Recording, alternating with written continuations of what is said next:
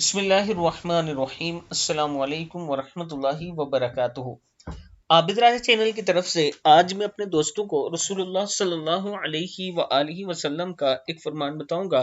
آپ دوستوں نے اس پر ضرور عمل کرنا ہے۔ رسول اللہ صلی اللہ علیہ وآلہ وسلم نے ارشاد فرمایا، جو آدمی یہ خواہش رکھتا ہے کہ قیامت میں اپنا اعمال نامہ دیکھ کر خوش ہو تو اسے چاہیے کہ استغفار کثرت سے پڑھا کرے، یعنی یہ دعا، استغفر اللہ العظیم الذی لا الہ الا هو الحی القیوم واتوب الیہ۔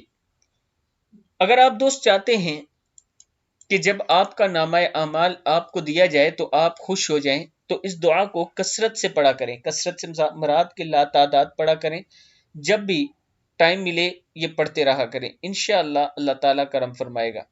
اس ویڈیو کو آپ دوستوں نے آگے ضرور شیئر کرنا ہے۔ السلام علیکم ورحمۃ اللہ وبرکاتہ۔